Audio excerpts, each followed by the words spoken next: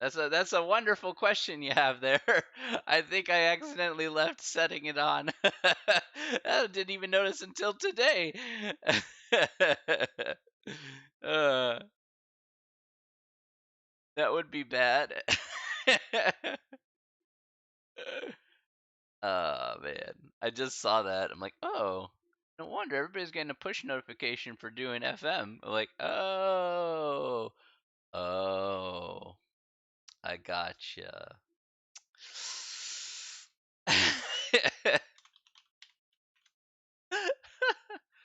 I am currently playing FM once a week. At this current moment, I'm still in the process of learning the game. I don't want it to detract from my regular job and stuff, so I want to do don't want to do that too much.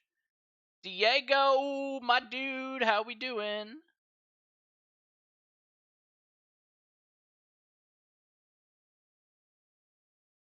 Ivan, how we doing?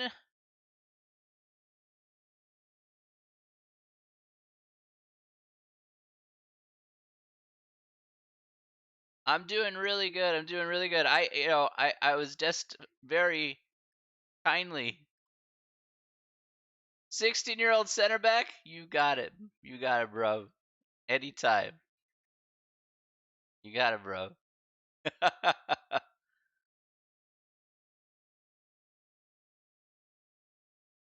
You got my seal of approval.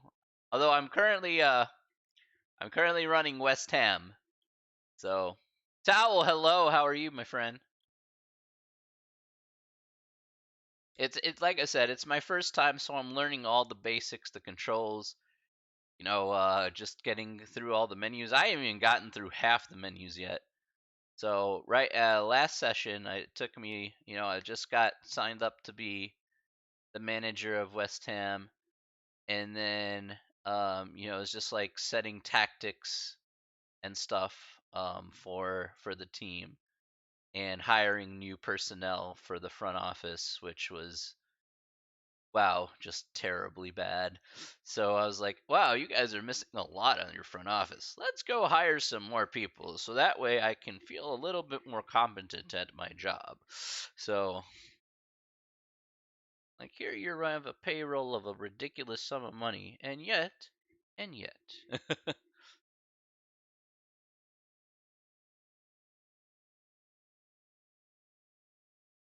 Yeah, it is really fun. It's a very super detailed and intricate. So I was just like, man, this is so detailed. It's super fun. I'm gonna have a lot of fun. I'm sure exploring the rest of the game. I'm pretty sure. That's what's gonna make it a whole lot for fun is just learning a lot more about the game and just kind of getting into the very particular details about learning about football and how to run a club and how to make the proper decisions and why my tactics may are going to suck a lot at first. Like my decision of I don't really have a prem team at the moment. So I only took the hammers out of support for spinning the boys, but I don't actually have a prem team I necessarily support. So,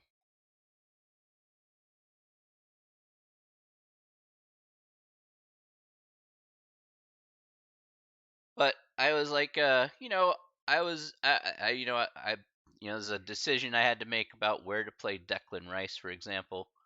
Do I play him? Do I play him back? Do I play him forward? As a kind of more of a center defensive mid, or kind of play him back as a more of a defensive mid. So, um, yeah, it's just like kind of things like that I find to be super fascinating.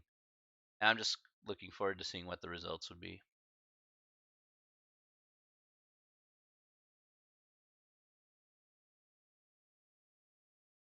But yeah, just looking at the team is at least the current situation of West Ham is that the team is old. They've spent a lot of money in older players, and they don't have any front office of which to speak of. And it's surprising that they're still a mid-table team.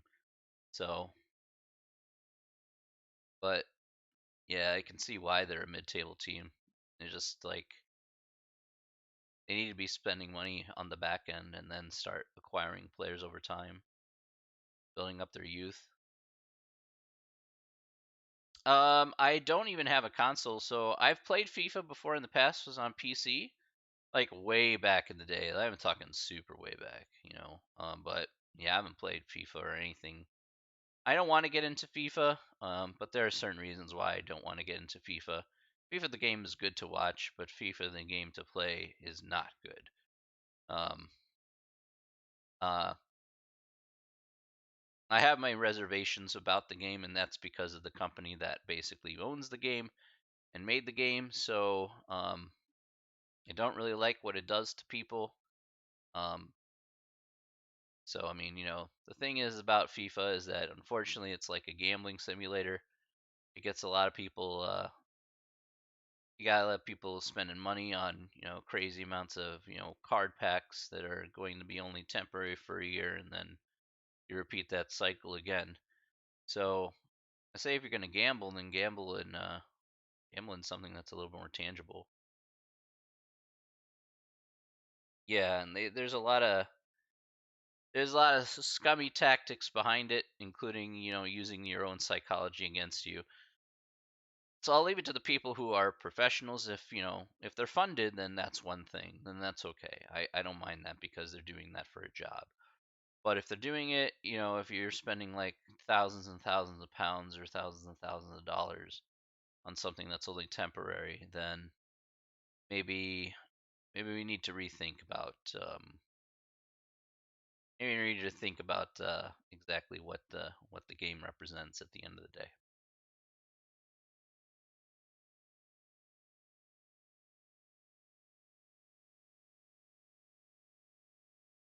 Take that away, and FIFA's a wonderful game.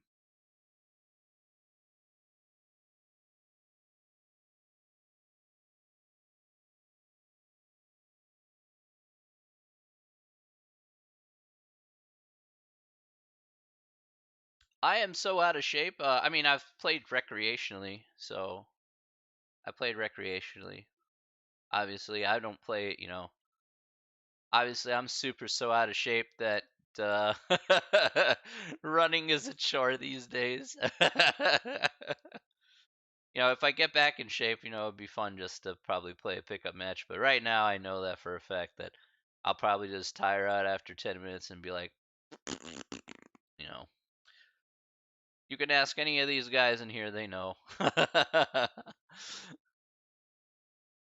have to build up my stamina back, that's for sure. If I come to England, maybe I'll take into a bit of training and try and get back to a slightly healthier shape than when I come back. Anna, good. Hey, Anna.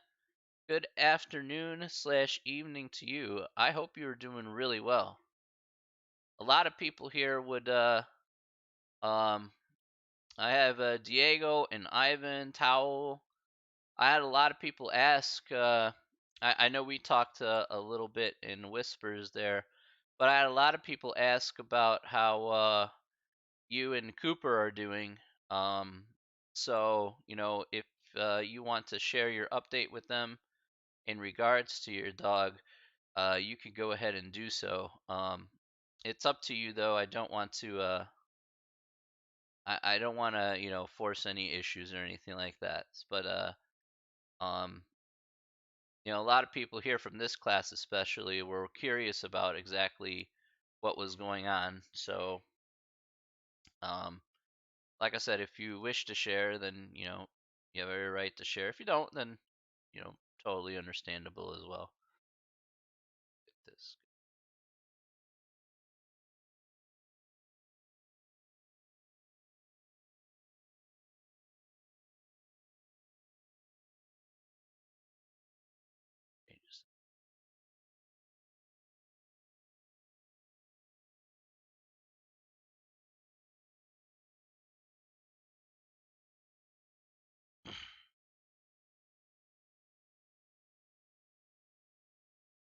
I would agree here.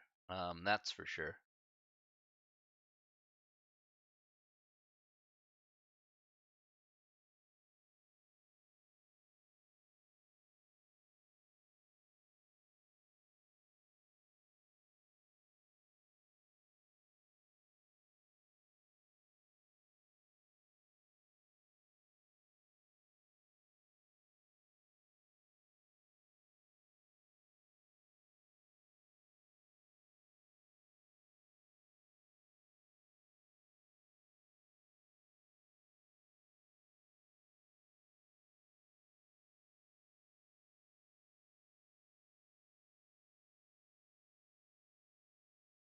Well, we're pulling for you, Anna. All right, understand that we're pulling for you as best as possible. We know that, of course, dealing with the fur baby and making sure that um, he's taken care of as best as possible. We're pulling for you as much as possible. So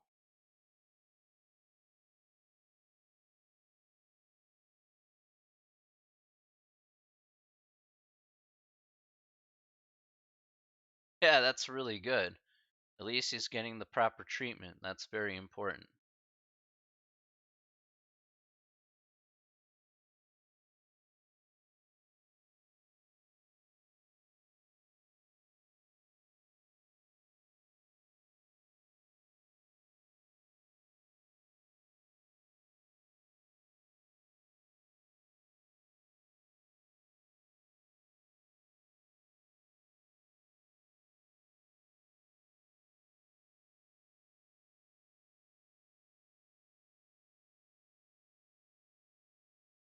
What will I be doing for the holidays? More than likely spending it with my family a little bit for Thanksgiving. My family lives about an hour away from, oh, actually, maybe 40 minutes to an hour away from here, depending on traffic. Uh, we don't usually do a whole big thing. We used to use, obviously, we used to do a family thing where we'd make a turkey and have a, family Thanksgiving. We usually have that. A lot of the families just kind of split apart at the moment with the whole COVID situation, so doubt we'll be doing that. But I wouldn't be surprised if my sister, I, and my mother went ahead and just had a nice dinner together for Thanksgiving holiday. No, I don't do anything super grandiose. Yeah, I was just fortunate enough to have a nice meal with a limited amount of family members for my birthday a couple months back. So I was like, that's good enough for me. I don't need, usually for my birthday it's usually my mom, sister, and myself. So and which I really appreciate because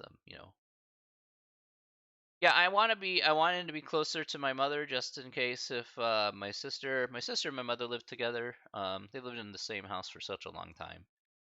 It's a crazy story. It's an absolute banana-rama story. If I told it to you, you probably wouldn't even believe me. But let's just say they've been in that house for quite a while, and um, yeah, there's going to be no chance that they're going to be moving anytime soon. Being close to them and still working around the same area, but still having my own space is still important. So, you know, things like that. Excuse me. Um, Pittsburgh, New York. Oh well. Well, at least they're not too far. I mean, at least states wise, I know that's a little further, but New York, New Jersey, um, Pittsburgh, North Carolina, Alaska, France, and Germany is slightly a bit further away, but I think that's okay. You know, uh, I think that's okay.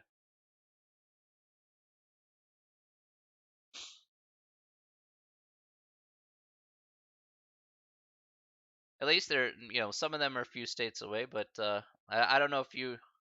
Yeah, obviously with travel restrictions, nobody can travel that far. Um, yeah, so you just of course, out of an abundance of caution, hopefully. But there's hope on the horizon there, Anna. There is hope on the horizon. So if you've read the news there, I know that of course cases are starting to go up, but Pfizer and Moderna both have vaccines that are at minimum 94.5% effective. I think Pfizer revised their estimates to like 95% effective with no known side effects, amongst across the board. They're going to submit their test results within days to the FDA for emergency use. And then hopefully they can roll out 20 million doses here, at least in the next month, to possibly first responders and doctors and health professionals, so they can help others who have COVID as well. So, and then slowly but surely, um, estimates say that if it's approved and it's effective, across the board from a commercial standpoint, then the amount of doses that can go out and hopefully work will be um, hopefully by late summer. They say at the very latest is when hopefully this whole crisis is done. So, because then they'll be able to commercialize and move all the vaccine out for everyone. So, um, you know, this really super promising news. So,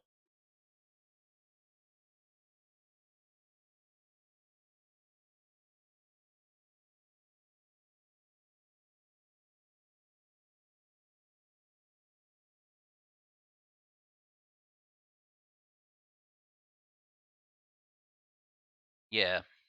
Same with my cousins. My cousins, I have, three cousins who work in a hospital. One is a pharmacist, one works in the ER, and one works currently in the morgue there. I think he still works in the morgue. Um, in that hospital he works for. But yeah, they basically are seeing it on an everyday basis. Yeah, like this goes without. Yeah, I mean, yeah, it's rough. It's rough.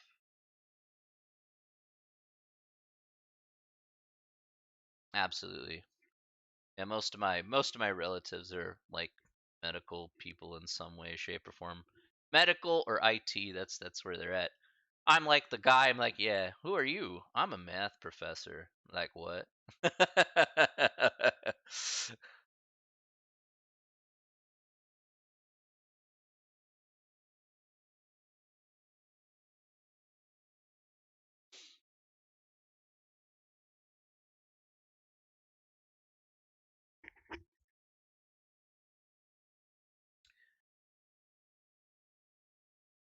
Let me get a poll here.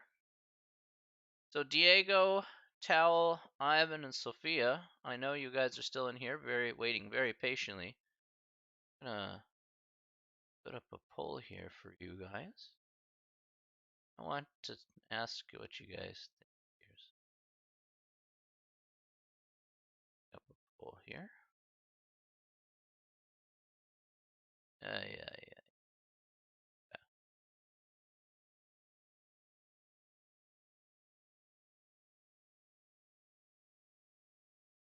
That's the wrong one.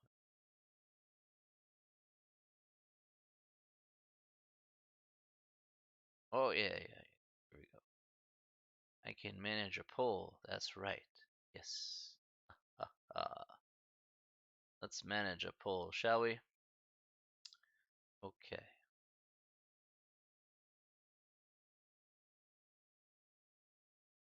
Turn this off. This.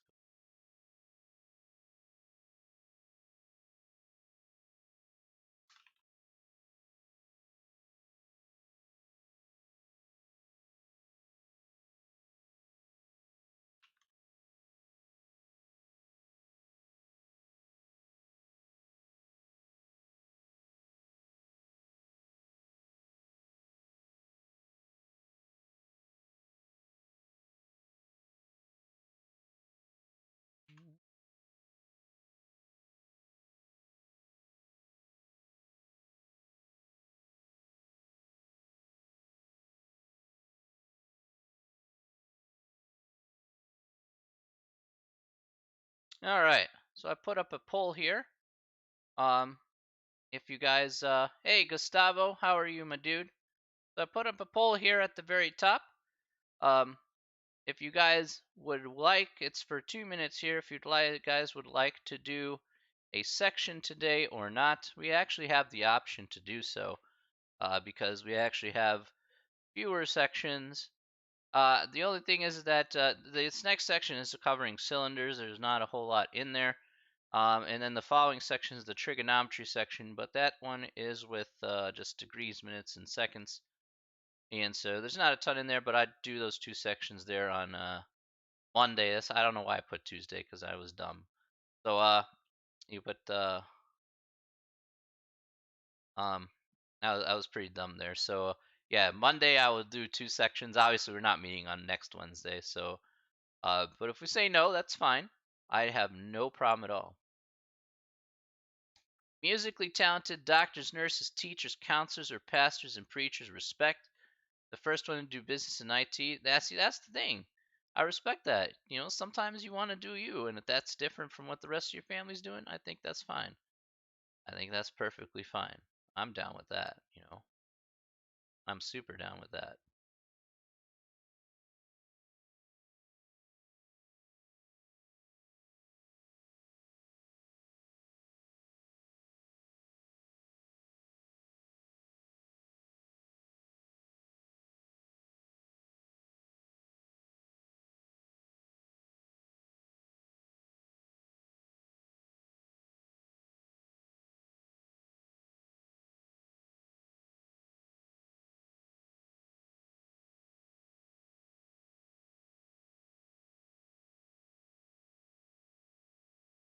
All right.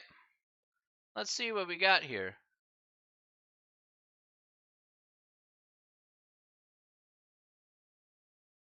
Yeah, exactly, right? All right. So the poll says 50-50. All right. So if the poll says 50-50, go back for a second here. The poll says 50-50. So if the poll says 50-50, I'm going to go ahead and leave it up to the coin here. All right. It's fine if it's a tie. I always have tiebreakers. It's fine. Never hurts to always try. You try the democratic process. That doesn't work. It goes down to a coin flip, simple randomness, and then you just kind of run with it from there. So it'll be heads. It'll be a yes. We'll do a section today. Um, if it's is it a two-headed coin?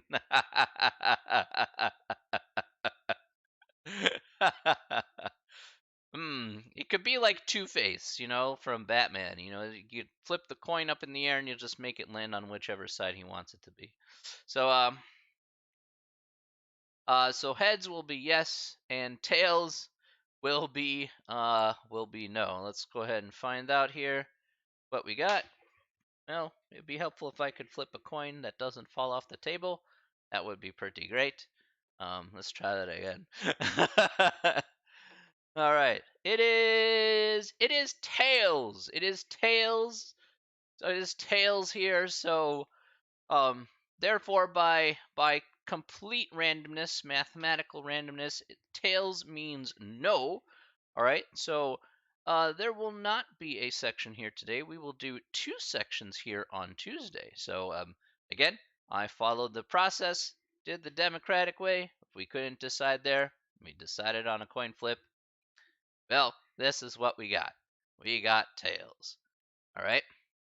And if you don't believe me, my coin is sitting right there and it's still on tails.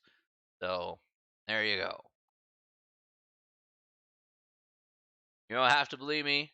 I could teach a section today on, circles, cylinders, and whatnot, and that wouldn't be too hard. Cylinders and spheres. Pretty simple stuff here. So it wouldn't matter to me either way. But it did land on that there. Should have the students do statistics. Don't worry, the class is not over yet, though. Um, even though we're not doing a section here today, that doesn't mean class is over necessarily. Um, are we meeting on Tuesday? Yeah, we're not meeting Tuesday. Sorry. Keep thinking. Gosh darn it. All right, let me get this straight here. All right, Monday will be two sections. Man, I'm such an idiot. All right, I keep thinking keep thinking today's like Thursday. All right, Monday two sections. Wednesday there's no class. All right, and that's strictly for Thanksgiving. So Thanksgiving holiday, Monday two sections, and then Wednesday will be no class. All right. Um, we're going to be easily caught up by then because right after we're done on Monday with those two sections, like I said, we'll have time to pretty much focus on the last two sections, which I felt that for you guys here specifically. Um, yes, Towel. I felt that specifically the last two sections, which is 10.2 and 10.3, those were the two sections on trigonometry that people had a rough time with, and we kind of went over that a little bit faster. The first section the first section in chapter 10 isn't as important as say the last two, where we actually talk about sine, cosine, and tangent. And I felt that when we did that the first time here, way back when, those were the kind of the two sections I think people had a lot of questions about, and probably still have a lot of questions about. So I want to take a day each on 10.2 and 10.3, and it wouldn't have mattered either way if we do two sections, like one and one, or we did two sections here, because again, there's not a lot of material in the next two sections, but the last two sections, definitely after Thanksgiving break, we're gonna go ahead and take some time with each section here very carefully, so you get the trig part down as best as possible. Okay, so that's really what's on the agenda here for the most part, for those last two parts.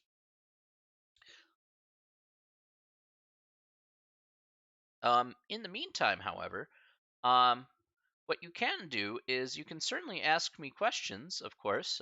Even if we don't do a section here today, there are things that are still certainly available on your plate that you can certainly take. First thing is that if you have any particular questions you'd like me to answer, you guys can ask me whatever you like. All right, doesn't matter really what kind of question it is, math or otherwise. It is what it is. So if you'd like to ask me questions, feel free to do so, and I'll be more than happy to answer them for you. Or there's always other things that we can do for fun as well, because I'm not going to just skip out and say, well, see you later, guys. You're done. Get out of my face. Okay, so I'm not that kind of guy. All right, not about to not about to kill some time here. I have other things that I can certainly show you that certainly can be fairly interesting for you to know, at least mathematically related or not. I'm pretty sure that I know where to find some of that important key pieces of data, for example. Um, so while I'm looking up that here, I'm going to go over to the appropriate website and then switch off my face cam. Um, over here. So,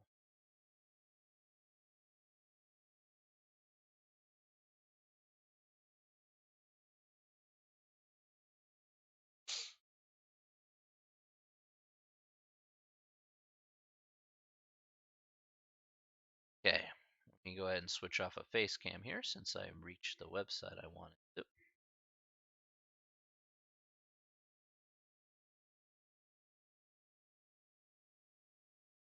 Here, and then click on this, and then there we go. Hey, hey. All right, so here I am. I'm on baseballreference.com. Baseballreference.com has every statistical category known to man regarding everything about baseball. Now, you baseball reference, or the reference websites as I like to call them, they cover all sports. So I mean, we're not just talking baseball. You're talking hockey, NBA, American football, regular football, and more. So I mean, um, this compiles a lot of statistics. Breaks it down by team, breaks it down by player. One of the most important things when it comes to statistics, of course, is of course it's easy to actually put down statistics here. Guys, you can ask me a question whenever, so feel free to interrupt me if you want to ask me a question. All right.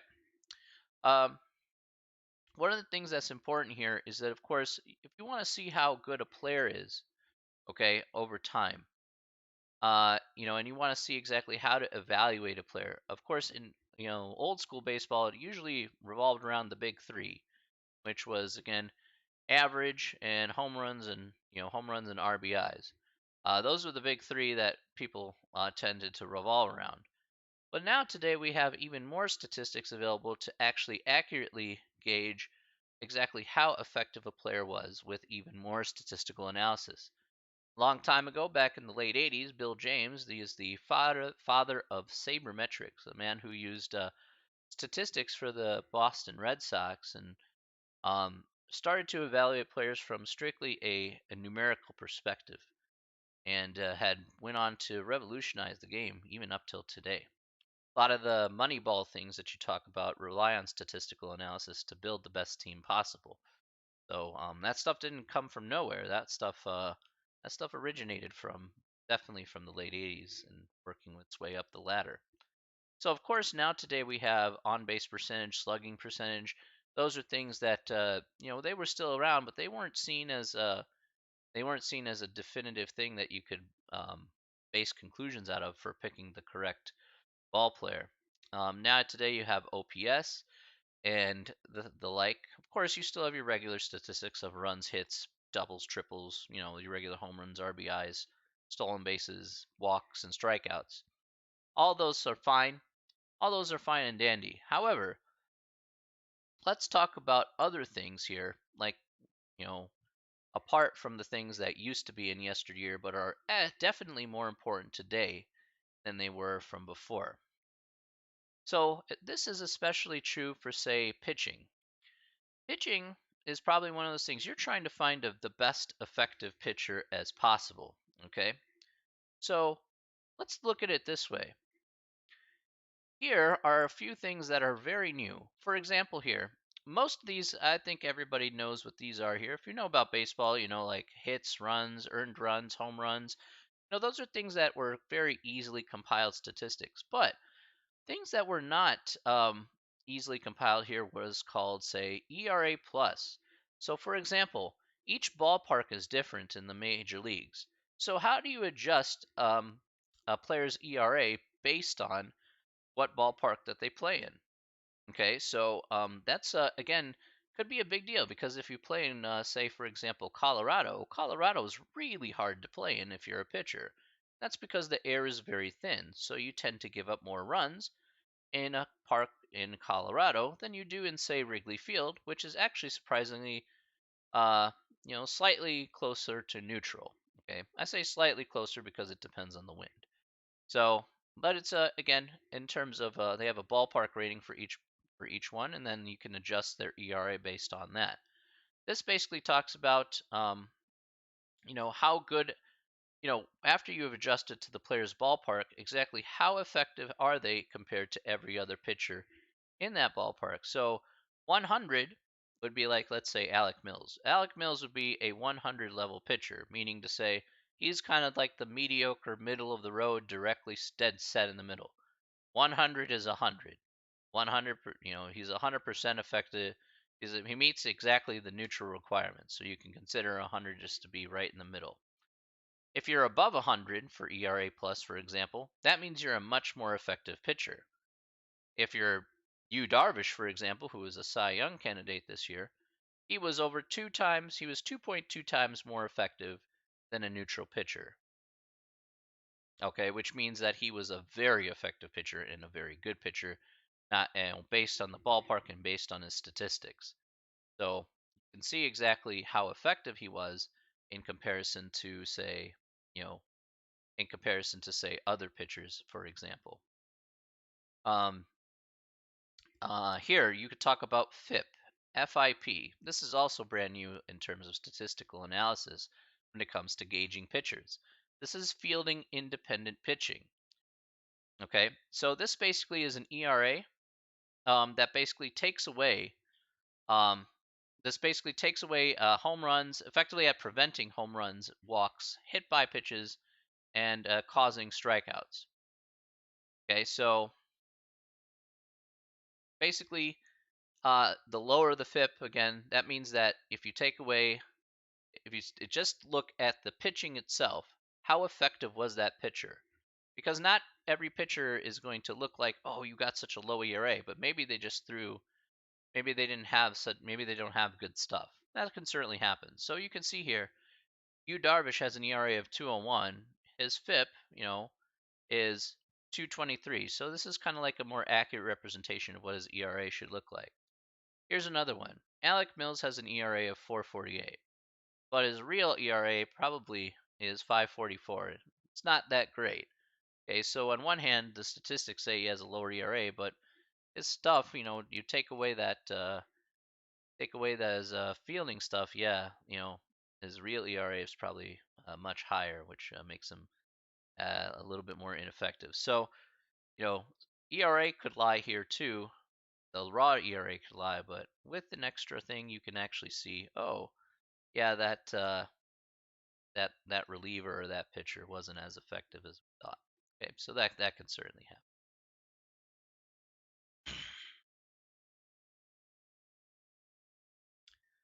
those are some interesting things there. Also, other things that are fairly interesting. Let's see if I can find that. For hitters, it's also different. Let me see if I can get the hitters here. Ah, yes.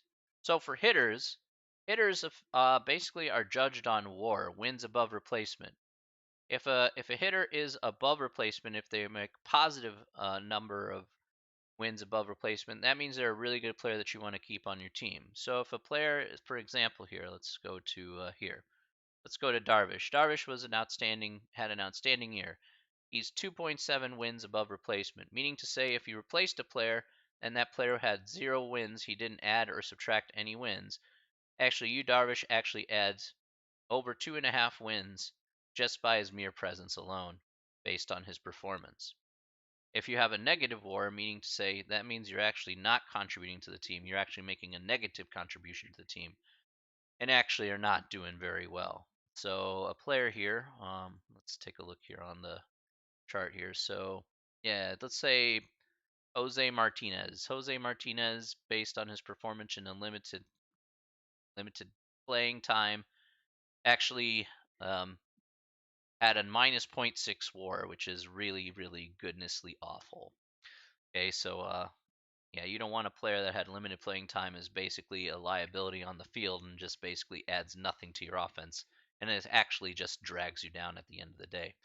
So that player's not worthy in keeping around at the end of the day, which is why they got rid of him actually fairly quickly.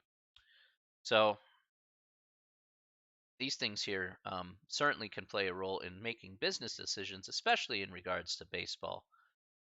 Or other sports certainly have different set of statistics that can certainly show who's a great player, who's not a great player. And then because you're spending millions of dollars on each individual player, well, yeah, having this set of statistics can certainly be helpful in making that final decision. So you're not going to want to throw money in any general direction. Now you can focus based on the numerical aspects of each individual. Baseball is one of the most intricate sports when it comes to statistics. Um, so I mean, obviously this has the most details amongst each person. So yeah, that's what's baseball reference there. So if you want to check that out, again, it's free. You just go to baseballreference.com. It's a really interesting look about how sports are viewed today and how that makes such a significant difference on what you see on the field compared to what you would have seen like 20, 30 years ago. Whereas you would have seen just the mashers on the field, but now there's no longer that need to have a masher, a 40 home run every year sort of person, but strikes out 120 times. Those kind of players are actually going by the wayside because the statistics don't actually bear fruit. They're like, we don't want to pay you that amount of money, even though you put up really good numbers, in major categories, but you're not exactly what we're looking for as an overall player. Which is another reason why La Russa should never have been hired. Yeah, I think La Russa's super old school, and I don't think that a young team like the White Sox needs like an old school manager. Like I liked Ricky Renteria. Ricky Renteria was really good in one regard is that and Ricky Renteria gets a raw Ricky Renteria has always gotten a raw deal. I mean, he got a raw deal with the Cubs, but they hired Matt and they won the series. But Ricky Renteria was actually gelling really well with the Sox. I think that the Sox were working their way up to be a perennial powerhouse. If they kept Ricky Renteria, they didn't hire La Russa, I think they would be even better next year. I don't think getting rid of Renteria was the correct decision if you're a White Sox fan. I don't think I would have thought that Renteria would have done a great job next year.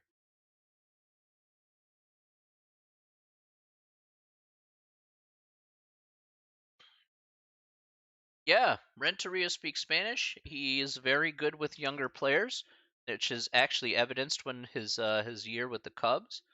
He was very good with the younger players. He meshed well with his staff meshed really well. A lot of people respected him in that clubhouse. Even when there were tough times in while the Sox were losing tons and tons of games, he was still being really positive in that clubhouse, and I know there was a lot of respect in that clubhouse for him. And it's a shame that he doesn't get to see the fruits of his labor after the 3+ years he was there. So I mean, La Russa's not going to add anything. I think La Russa's just kind of over the hill. Um, I'm not sure why Kenny Williams and Rick Hahn wanted to go that direction, but I'm not the front office, so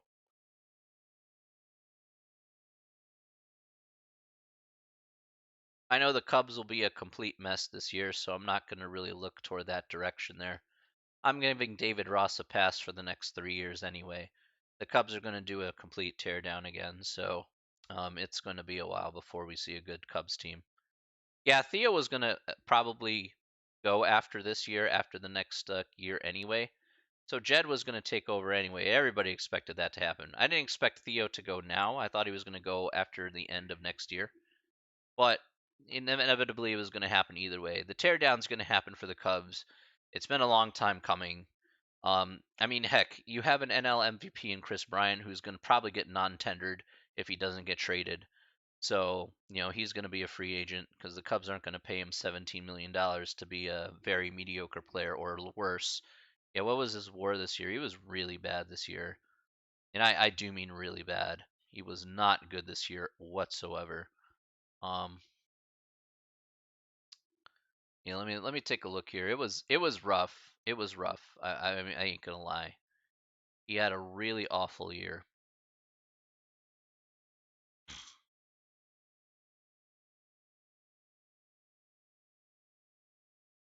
Yeah, I mean, look, you're getting paid $18.6 million, and you're getting .3 WAR. I mean, those statistics are terrible. I mean, look at that.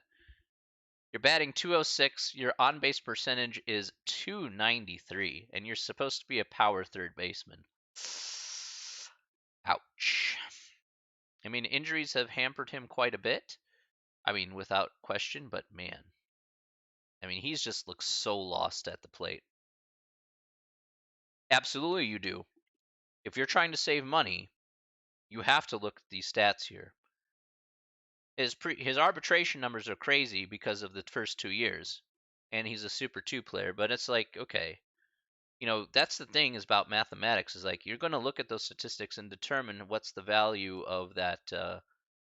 What's the value of that player to your team.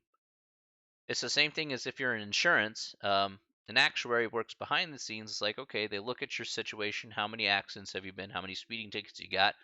The whole 9 yards. And they're going to give you a quote based on that and your age and, your habits. And they'll say, okay, you know what? Your quote for your car insurance is going to be X amount of dollars per month for your premium. All those things matter and they're all mathematically calculated. A insurance company just doesn't give you a flat rate. It gives you a rate based on your background as a driver and the car you drive, of course. That's definitely part of it. So it's definitely a lot of mathematics working behind the scenes in order to demonstrate, be like, hey, yeah, this is definitely a thing.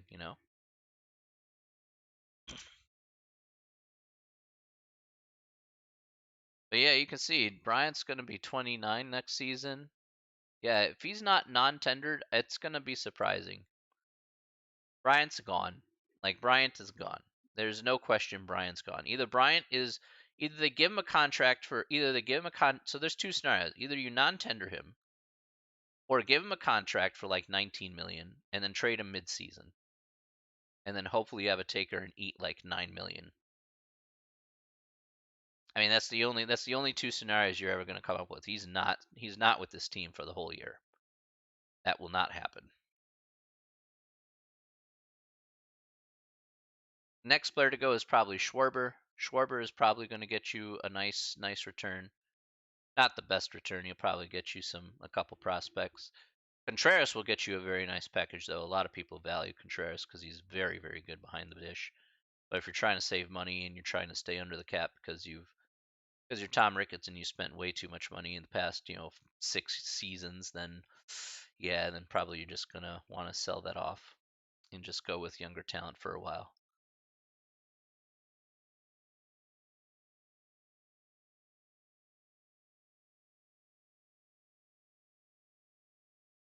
At the current moment, the Cubs don't have a lot of talent in their minors, so we probably want to restock again till the beer's stale, start up again. Right. Yeah, but these things matter. So what I'm kind of interested in is I'm interested in about football statistics these days. Not American football, but soccer statistics. And it seems to me like soccer statistics, for example.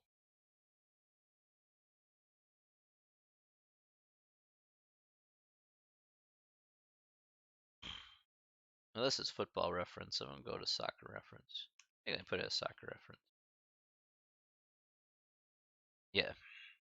So if we're talking about soccer here, then the statistics for soccer are actually rather interesting. Um, and that is there aren't as many as I thought there would be. Um, but I'm getting an understanding about how you actually can quantify a player on the pitch, for example, of what's a good player and what's not a good player. And really it comes around to these are pretty easy to figure out. These are basic statistics. How many minutes you played, how many goals you have, assists, okay, penalty kicks, goals per 90 minutes or whatever. But the two things that I'm looking at are these two over here. The expected amount of goals that you would make and then the expected amount of goals you make for every 90 minutes. These two things here are really interested in because they're based on predictive probability modeling based on the situation on where the ball is at the time, how many defenders are in front of you, the angle of the shot, the distance of the shot, those things. And there's of course a probability multiplier based on all those variables put together in like a computer algorithm. And you can actually just see, do the players make smarter decisions when they're in the box, for example, before they take a shot. You don't care whether or not it's you know you're just that's basically what you're looking at. You're also looking at, the type of shot. Maybe it's a header, or maybe it's with your foot instead. Those things actually have a difference of probability by a significant amount. So, uh, which is really rather interesting. So, I would love to kind of get to know how to do this, and I'm kind of reading up on it about how you can determine that probability there. Um, One thing I don't know how to do is really code all that well because I haven't coded in ages. But if I find somebody who can code that and then put it together, and we can make a predictive analysis on how you can quantify how well that shot is taken based on based on the situation at hand. That'd be pretty interesting to find out. So,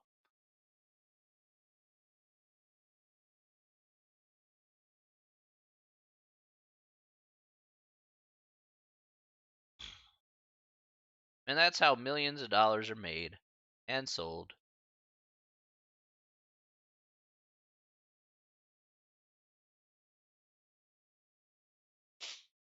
Oh, didn't know that. Okay. I did not know Slimani was still on that team. Okay.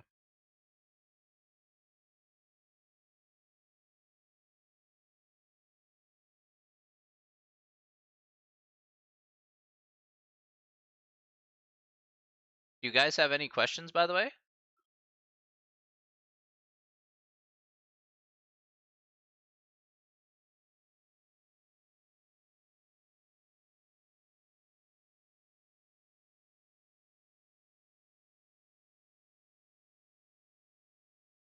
Okay.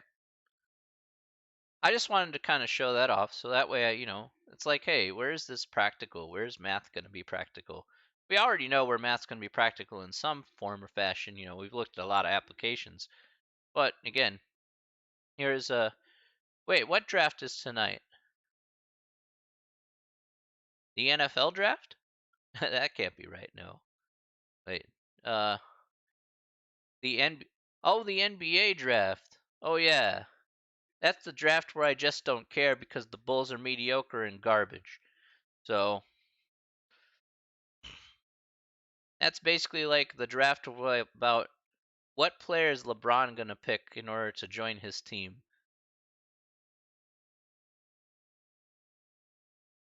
Look, the the Bulls are terrible, okay? The Bulls are bad. All right? I'm sorry to say, the Bulls are bad. Chris Dunn is no longer a Bull, okay? And you want to trade for Kemba Walker. Now, I like Kemba Walker, but there's not really many people outside of Kemba Walker. I mean, you got Lauri Markkanen and you got Kobe White. And I like Kobe White, by the way. Kobe White is a good player. All right. I mean, he's getting there. Admittingly, he's just getting there as a player. Okay. Yes, that's the problem. I was totally spoiled by the Jordan years. The Jordan years is basically you kind of have this expectation. Now, it was okay for the first few seasons when the Bulls were mediocre after Jordan left the second time. So when Jordan went over to the Wizards and the Bulls went back to mediocrity, I'm like, okay, that's fine. You guys, you know, you're coming down off that high, so that's okay. When we had the Derrick Rose, Joakim Noah years, where we're still, in playoff contention. And then it just got bad. And then we went through a 20-year rebuild with Garpax, okay, which nothing got accomplished. And that turned off every fan in the city. Like, it's just maddening. It's absolutely maddening what has happened, okay, in this town. I mean, 20 years worth of rebuilding. I mean, it feels like, again, Chicago construction all over again. It's never done.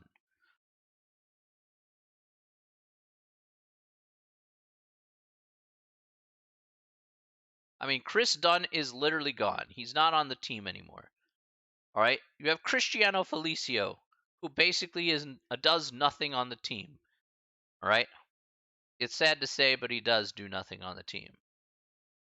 It was unfortunate about Otto Porter because he is a good player. He just got injured, so I felt bad because he got injured for a majority of last season. So I was like, you know, that sucks.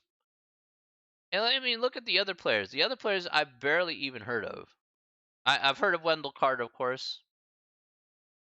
RC Diacono, I've heard of course. Denzel and Kobe White, yes. Saturansky, yes. Thaddeus Young, that's fine. And Markkanen. But the other players are basically guys, your end of bench kind of guys. And it's like, well, there's not even a deep bench that you're going to really do when you have rotations. You're basically just leaning on a bunch of guys. And, who do we got as our coach now? Billy Donovan, right? So I'll be honest with you. I kind of wish this was kind of like my wish of wishes. And we got Billy Donovan as coach, and I'm sure he's going to do great. This is going to be my hot take, but I really wished that we had hired Becky Harmon. I really wished we had hired Becky Harmon.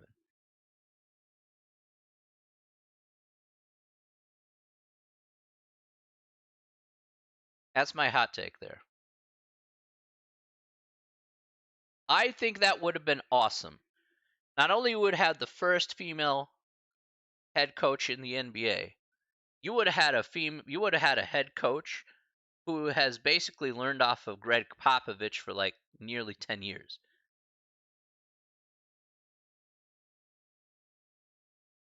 Like that would have been straight fire right there. And for a young team who works in a Popovich type of offense, where you don't need like the best players to necessarily be like to net good results, I would have definitely preferred that.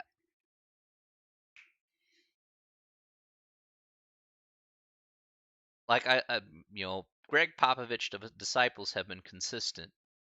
That's the one thing I always liked about him. Yeah, like Kim Nig has been she's she's been around the MLB for a long time.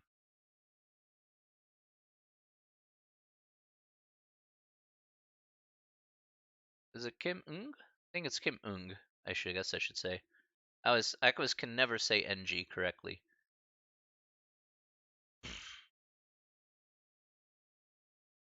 Yeah, she's been in the MLB for a long, long time, like 30 plus years in the MLB, working in various front offices and commissioners' office and stuff like that. So no, she has roots at yeah, she has Chicago roots, but she's been everywhere in Major League Baseball. It's been a long time coming. Yeah, she's definitely earned her way up the ranks. She should have been hired a long time ago, but old boys club is old boys club. Kind of boring to be honest, but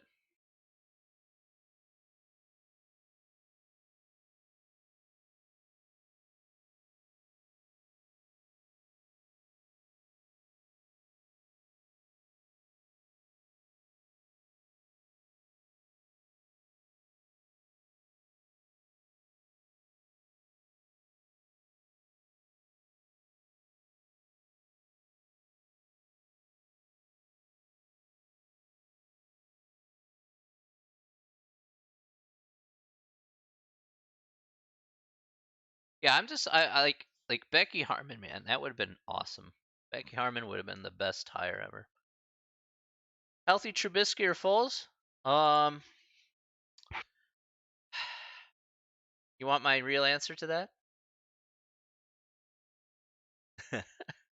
You're gonna hate my answer, Ivan. I know it.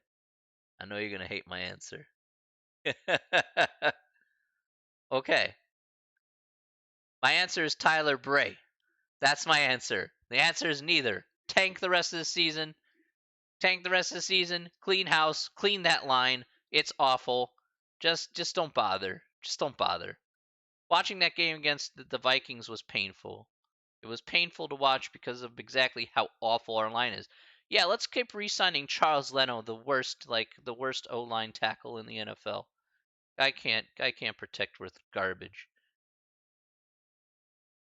Like the whole O line's terrible. The defensive line is so slow we can barely tackle runners. We have a terrible running defense. We give up plays that are we give up big plays on third down. Yeah, I don't even know. Yeah, I don't even know. I don't even know what to do with that team. That team is.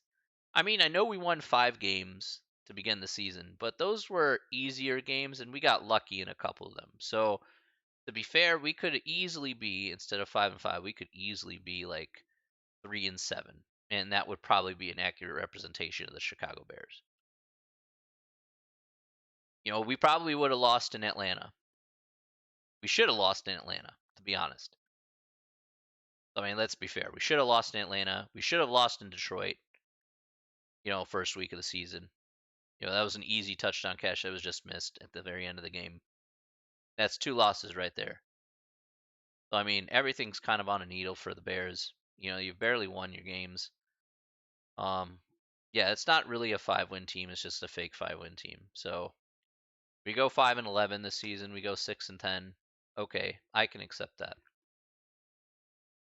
But yeah, whatever offense that you think you have is an offense you don't have.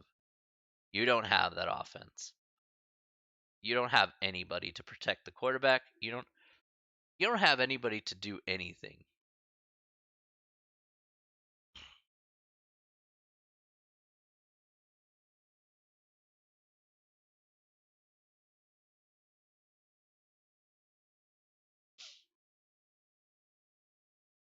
I saw some of those plays on offense by Bill Lazor. Oh my gosh.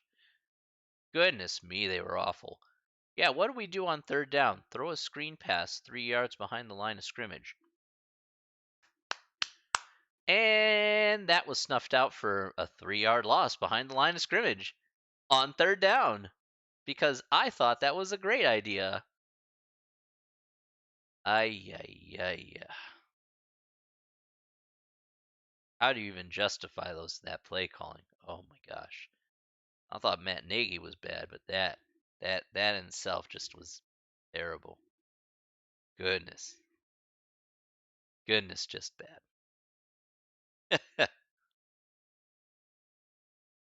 You got to accept the good with the bad. This looks like one of those things that in Chicagoland, got to tear it all down and build it back up again. That's what it's going to be. Tear it down, build it up. Tear it down, build it up. Tear it down and build it up.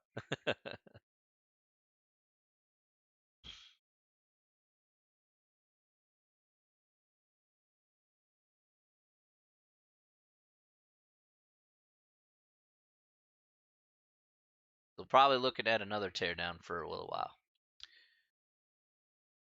All right. Oh, we've been about an hour here. Nice. Okay. All right. I think we can end off here. I'm pretty satisfied with what we've been doing. I want to thank all of you guys for coming out to the stream here once again. Um, I wish everybody a very wonderful weekend. Okay. Have a great and wonderful weekend. Okay. We're going to be doing 2 sections here on Monday. But in the meantime, enjoy yourself, relax a little bit, get a little bit of the homework done. All right. Make sure to take care of yourselves. Remember to stay safe, stay happy, stay healthy, and stay sane. I wish you all guys the best this weekend. Have fun, and I will see you all on Monday. Love you all. Anna, you have yourself a wonderful weekend as well. Okay. Much love to you. Much prayers to you. All right. I hope you and your husband will be doing well, well together. And of course, for Cooper. All right. Everything, all my prayers to you and Cooper. All right. All right. Have yourself a great one, everybody. Take care of yourselves, and we'll see you next week. All right. No problem, Anna. Anytime. All right. Take care, everybody. We'll see ya.